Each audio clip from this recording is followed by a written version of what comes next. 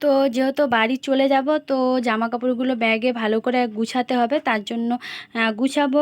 Hello everyone, good morning. তো তোমরা সবাই কেমন আছো? আশা করি সবাই ভালো আছো, আর আমরাও খুব ভালো আছি। তো আমি পিউ, আমার নতুন একটা ভিডিওতে তোমাদের সবাইকে ওয়েলকাম। তো 6 বছর আগের পুরনো কিছু স্মৃতি তোমাদের সঙ্গে শেয়ার করলাম। তো তোমরা ভিডিওটা কন্টিনিউ দেখতে থাকো, আশা করি তোমাদেরকে ভালো লাগবে। কার্তিক পূজার সময় দেওয়া হয়েছে কার্তিক ঠাকুরকে। তো এগুলোই আমার মেয়ে ফার্স্ট টাইম পড়াশোনা করবে, এগুলো দিয়ে। আর এটা দেখো, বর্ণ পরিচয়, এই বইটা। আর এটা দেখো খাতা, ছোট একটা খাতা।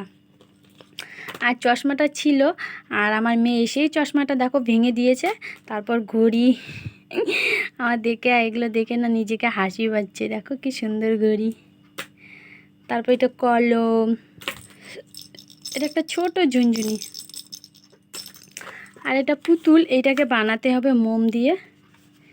মোম দিয়ে এটাকে বানাতে হবে, ঠিক আছে।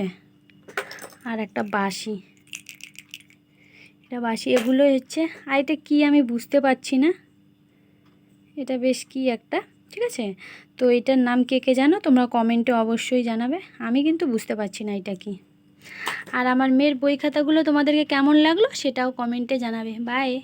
তো যথারীতি আমরা বেরিয়ে পড়েছি। দেখো আমরা সবাই এখানে গাড়ির অপেক্ষা করছি, আমি, শাশুড়ি মা, আমার হাজব্যান্ড আর আমার মেয়ে বসে আছে। গাড়ি আসেনি, তার জন্য একটু ভাবলাম যে একটু ভিডিও করে নিই। বেশি ভিডিও বাড়িতে করা হয়নি, একটু মনটা খারাপ ছিল বাড়ি থেকে যখন বেরিয়েছি, তো তার জন্য আর ভিডিও করা হয়নি। টোটোতে এসেছিলাম, টোটো থেকে এসে গাড়িতে আসতে। আর আমার মেয়ে দেখো কি, মনে হয় ওর কত দুঃখ, এমনভাবে বসে আছে। আর তারপর আমার বাড়িতে চলে আসার পর আমার বরের ডিমান্ড হয়েছে যে একটু বেগুনি আর কুমড়োর চপ করতে হবে। তার জন্য যেহেতু বরের ডিমান্ড, সেটা তো করতেই হবে। তার জন্য আমি দেখো বেগুনি আর কুমড়োর চপ, আর এদিকে চা বসিয়ে দিয়েছি। বেশি করিনি, যেহেতু আমরা দুজন আছি, তো অল্প একটু করেছিলাম। আর রচা খাবো, তার জন্য করেছি। দেখো আমার সব কিছু ভাজা কমপ্লিট হয়ে গেছে, আর আমি বরকে এখন দিয়ে দেবো। তো যাই হোক, ভিডিওটা এখানে শেষ করে দিয়েছি। তোমরা সব ভালো থেকো, বাই বন্ধুরা।